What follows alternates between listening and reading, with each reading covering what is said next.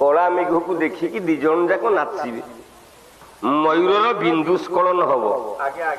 ମୟୂରୀ ଖୁଣ୍ଟି ଖୁଣ୍ଟିକିନି ସେ ବିନ୍ଦୁକୁ ଗିଳିକି ଖାଇବ ନା ଭୁଲ ଆଜ୍ଞା? ସେଇ ବିନ୍ଦୁରେ ମୟୂରର ଛୁଆ ଜନ୍ମ ହବ। ଏପଟେ ରାଧା ଗିଳିଲେନି, ଅଭିଶାପ ଦେଲେ କୃଷ୍ଣ ତୁ ମା ହେଇପାରିବୁନି। ରୂପ ବଦଳିଲେ ରାଧା, ତିନିଟା ରାଧା ଜନ୍ମ ହେଲେ। ଗୋଟିଏ କିଏ ନା ବରୁଣ କନ୍ୟା ଯେ ବୋଲି ଲକ୍ଷ୍ମୀ ବୋଲାଇଲା।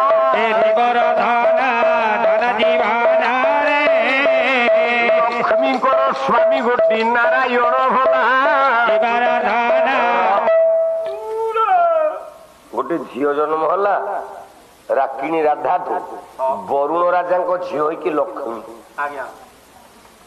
ଲକ୍ଷ୍ମୀଙ୍କର ଛୁଆ ଅଛି? ଲକ୍ଷ୍ମୀ ବିଲକୁଲ ନାହିଁ। ଆଚ୍ଛା ତୋ ସ୍ତ୍ରୀର ଯଦି ଛୁଆ ନଥିବ ତମ ଗାଁ ବାଲା ତାକୁ କଣ ଡାକିବେ? ମୋ ସ୍ତ୍ରୀର ଛୁଆ ହେଲାନି ଯେ ତାକୁ ବନ୍ଧ୍ୟା କହିଲେ। ମୁଁ ପୁଣି ଗୋଟେ ଚେଷ୍ଟା କଲି ଚେଷ୍ଟା କରି କିନ୍ତୁ ଗୋଟେ ହଉ ଆମ ଗାଁ ଭିଏସି କି ନେଇକି ଦେଖେଇଲି ଯେ ହେଲା। ତୋର ମୁଣ୍ଡ ଖରାପ। ଆରେ ଭିଏସି ବୋଲେ ପଶୁ ଡାକ୍ତରଖାନା। ତୋ ସ୍ତ୍ରୀର ଯଦି ପିଲା ନ ହବ ଗାଁ ବାଲା କଣ କହିବେ? ବାଞ୍ଝ ଡାକିବେ। ଆଉ ଡାକିବେ ବାଞ୍ଝ, ଖାଣ୍ଟି ଓଡିଆଟା। ଆଚ୍ଛା ଲକ୍ଷ୍ମୀଙ୍କର ପିଲା ଅଛି ଆଜ୍ଞା? ନାଇଁ। ଲକ୍ଷ୍ମୀଙ୍କର ପୁଅ କି ଝିଅ କି ଅଛି? ନା। କିନ୍ତୁ ତାକୁ ତ କାହିଁକି ବାଞ୍ଝ କହୁନା?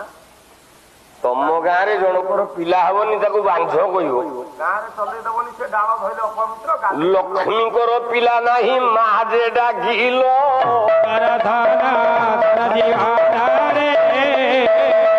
ପଦ୍ମାଳୟାର ମାମା ବୋଲି ଭଲ।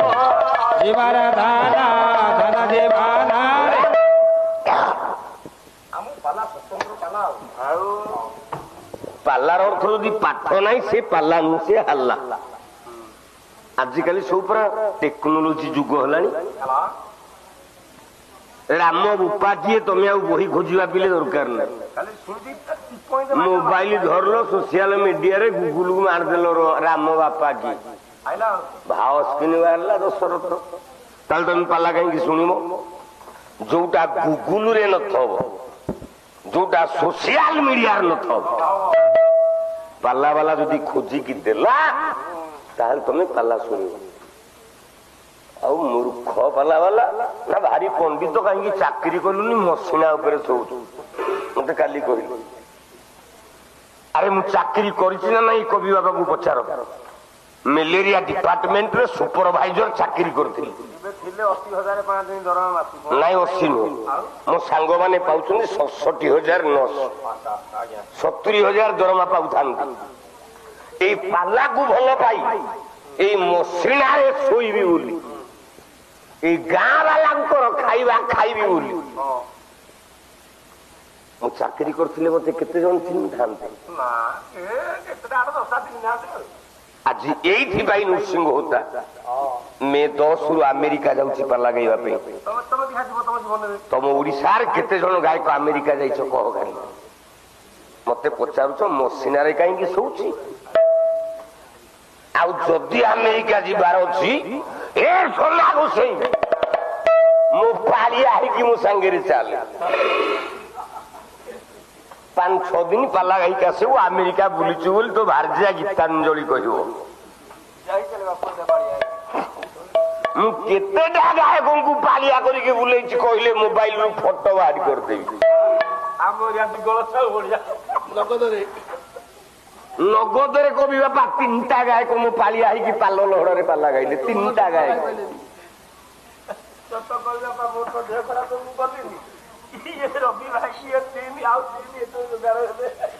3ଟା ଗାୟକ ନୃସିଂହ ହୋତାର ପାଳିଆ ହେଇକି ଠିଆ ହେଲୁ।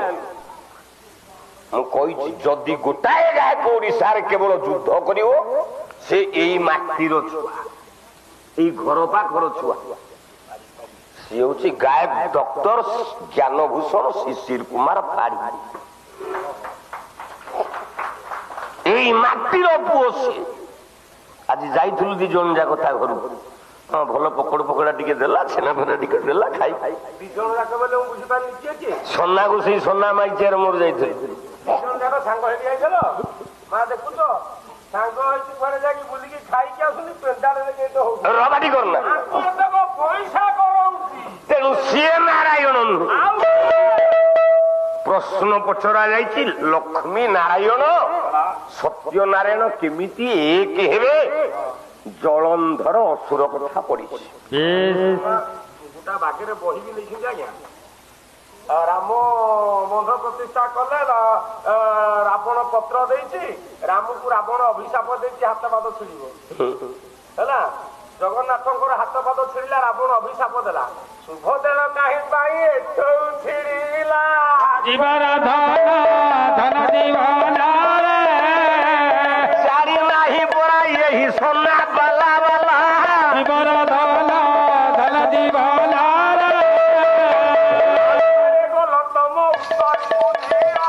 ଜୀବନ ଧନ ଧନ ଜୀବନ। ତମେ ଖାଲି ପ୍ରଶ୍ନ ପଚାରୁଥିବ, ମୁଁ ଉତ୍ତର ଦଉଥିବି। କଲା ବୋଲେରା ଭ୍ରମଣୀ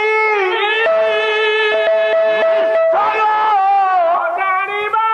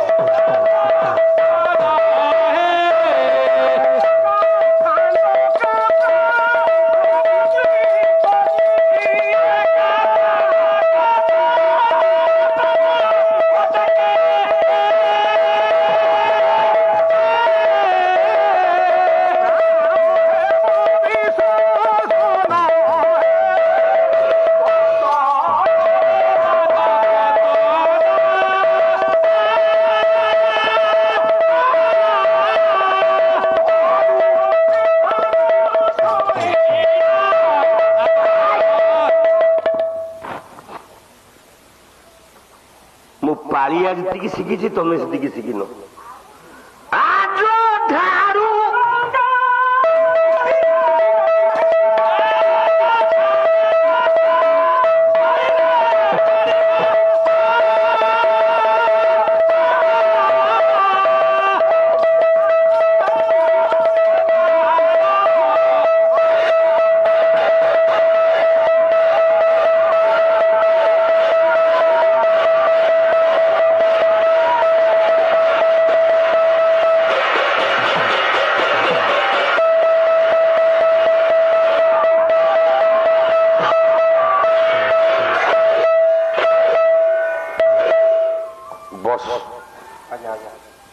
ପାଲା ବାଲା ତମ ଉତ୍ତର।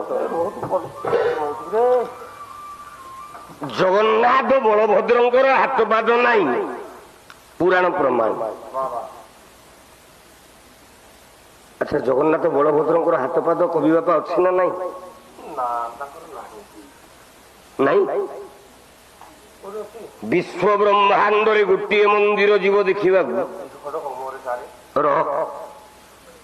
12ଟା ବାଜିବନି। ଆଜି ଲାଷ୍ଟ ପୋଡା ପାଳି ପାଲା କଥା, ସବୁଦିନ 4 ଦିନ ଖଟିଲିଣି। 12ଟା ହଉ ପଳେଇବା, 12ଟା ହେଲେ ପଳେଇବା। 9ଟା 10 ଠିକ ଅଛି। କଣ ସମୟ ଗୁଡା କୁଆଡେ ପଳଉଛି ମୁଁ ଜାଣିପାରୁନି। ଏତେ ଶୀଘ୍ର କଣ ସମୟ ଗୁଡା ମୋ ପାଇଁ ପଳଉଛି ମୁଁ ଜାଣିପାରୁନି। ବ୍ରହ୍ମାଣ୍ଡରେ ଗୋଟିଏ ମନ୍ଦିର ଦେଖିଛ ତମେ? ଜଗନ୍ନାଥ ହାତେ ପାଦ ଅଛି, ପାଦରେ ଜୋତା ପିନ୍ଧିଛି, ହାତରେ ଖଣ୍ଡା ଧରିଛି।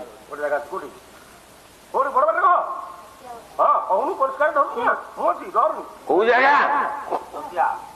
କଲା ଛନ୍ଦ ଭିଆଇବେ ହରିଲୋ ବଉଳ, ଛକି ବସିବ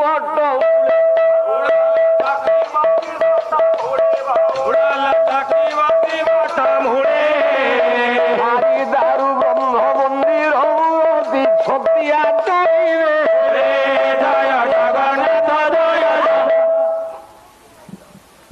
ଆପଣ ଯଦି ଛତିଆ ଯାଇଥିବେ, ଜଗନ୍ନାଥଙ୍କର ପିଲେ ହାତ ପାଦ ଅଛି ନା ନାଇଁ?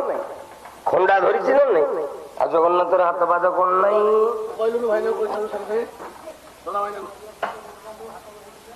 কলা পাদ পানি যার নাহি পাদ পানি কি সুন্দর বিষয় সুমনরে আরে সুমনরে আরে সুমন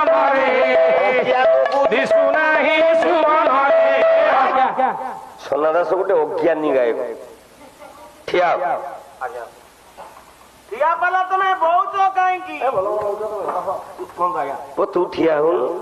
ଆମର ଆଜ୍ଞା କଣ ସିଏ କଣ ଜାଣିବ ଓଲଟା। ଆଚ୍ଛା ତୁ ଠିଆ ହେଇଛୁ ତ? ମୁଁ ଠିଆ ହେଇଛି। ମୁଁ କିଏ? ଆପଣ ମୋ ସାରେ। ଆଜ୍ଞା ମୁଁ ତତେ କୁଣ୍ଢେଇଲି। ହଁ ତତେ ଭଲ ଲାଗୁଛି ନା? ମଲା ତମ ପେଟ ବାଉଛୁ କଣ ଉଷୁମ ତମ ପେଟ। ମୋ ପେଟ ପର ଘରେ ଖାଇକି ଭୁଲିଗଲାଣି ପେଟ। ଆଚ୍ଛା ବର୍ତ୍ତମାନ ମୋ ଆଡେ ଅନେଇଲା ଆଜ୍ଞା। ମୋ ହାତ ତୁ କୋଉ ଜାଗେ ଦେଖୁଛୁ? ହାତ ଖଣ୍ଡେ ବାଟ ଦଉଛି ଅଧା ଦଉଛି ଆଉ ଦୁଶୁନି ଇଆଡକୁ ଆଜି। ଆଉ ଦୁଶୁଛି ନାଇଁ এইটা কাই কইল মতে কুଣ୍ଡେଇ কোন কହୁଛ? ମୋର ହାତ ଅଛି ନା ନାଇଁ? ନାଇଁ ତମର ହାତ ଅଛି। ମୁଁ ତତେ କୁଣ୍ଢେଇଛି ନା ନାଇଁ? ମତେ କୁଣ୍ଡେଇଛ। ତୁ କୋଉ ଜାଗା ଦେଖୁଛୁ? କହୁନି ଯାଏ ଦେଖୁଛି ମାନେ ଅଧା ଦେଖୁଛୁ। ହଁ ଆଉ ଆଗକୁ ନାହିଁ। ଆଉ ଆଗକୁ ଦୁଶୁନି। ଅର୍ଥ ଜଗନ୍ନାଥର ହାତ ପାଦ ନାହିଁ ନା? ଜଗନ୍ନାଥଙ୍କର ହାତ ପାଦ ଅଛି ନା ନାଇଁ ନା? ସେ ବ୍ରହ୍ମାଣ୍ଡକୁ କୁଣ୍ଢେଇଛି। ବାବା ମୋ ମା ଯେତେବେଳେ ମତେ କୁଣ୍ଢେଇଛି ମୋ ମା କହୁଣି ଯାକେ ମୁଁ ଦେଖୁଛି। ଆଉ ହାତ ଅତ୍ୟଧିକ ହାତ ପଛକରେ ରହିଯାଉଛି ଆଉ ମୋ ପଛପଟେ ମୋ ପିଠି ପଟେ ରହିଛି। ବିଶ୍ୱ ବ୍ରହ୍ମାଣ୍ଡକୁ ସେ ଧଇଲା ବାଲା ଆବୁରିକି ଧରିଛି ଜଗନ୍ନାଥ। ଆଉ ହାତ ପାଦ ନାହିଁ କହିଲେ ରାବଣ ଅଭିଶାପ ଦେଇଛି। ଠିକ ସୁଭଦ୍ରାର ହାତ ପାଦ କାହିଁକି ନାହିଁ?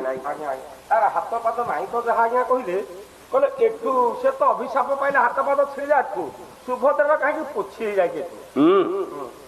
ତା ପ୍ରମାଣ ଦଉଛି ଶୁଣ। ମୁଁ ଭାବୁଛି କାଠ ପାଇନଥାଉ ଆଉ କାଠ ଆଜ୍ଞା। ଦ୍ୱାପର ଯୁଗରେ ଭଗବାନ ରୂପ ନେଇଛି କୃଷ୍ଣର ଅବତାର। ବଡ ଭାଇ ବଳରାମ 16,008 ସ୍ତ୍ରୀ 1,25,000 ଛୁଆ ହେଲେ କିନ୍ତୁ ତାଙ୍କ ଭିତରେ କୃଷ୍ଣ ଭଲ ପାଉଥିଲେ 8 ଜଣ। ନା ହେଲା ଅଷ୍ଟପାଟ ମଇଁଷି। ଏ 8 ସ୍ତ୍ରୀ ଭିତରେ କଥାବାର୍ତ୍ତା ଦିନେ ପଇଲା କହିଲା ଆମେ ତ ସବୁ ବଡଲୋକିଆ ଘର ଝିଅ। ଆମେ ତ ରାଜା ଛୁଆ ରାଜା ଝିଅ। ଆମ ବାପା କଣ କିଛି କମ ସମ୍ପତ୍ତି ଦେଇଛନ୍ତି କି? ବାପା କୁଲର ଗଡରେ ଯେ ଗୋଟେ କୁକୁର ସବୁ ଦେଇଥିଲା ମୋ ବାପା। ଇଏ ମତେ କାହିଁ ଭଲ ପାଉନି। ଆଲୋ ମୁଁ ପୁରା କୁଲର ଆଣିଥିଲି। ଆଉ ଏ 8ଟା ସ୍ତ୍ରୀ ଥାଉ ଥାଉ ଭଗବାନ କୃଷ୍ଣ କଣ ପାଇଁ ରାଧାକୁ ବେଶୀ ଭଲ ପାଉଛି?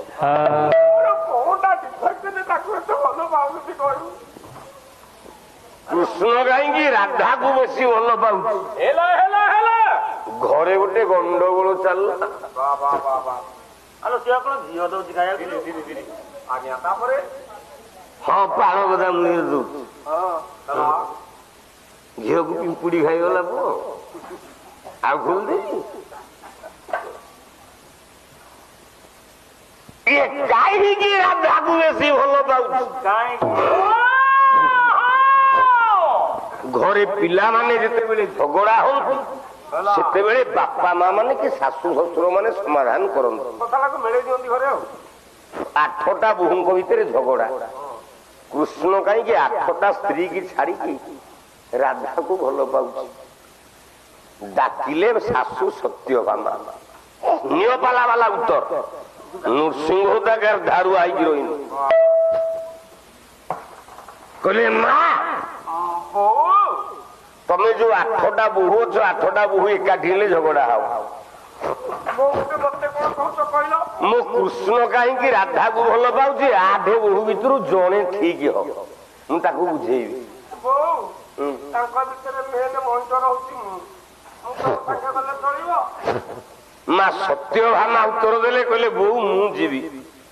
ସତ୍ୟଭାମା ଯାଇଛନ୍ତି। କୃଷ୍ଣ କାହିଁକି ରାଧାକୁ ଭଲ ପାଉଛି? ସୁଭଦ୍ରାର କାହିଁକି କାନ୍ଧଠୁ ଛିଡି ଯାଇଛି?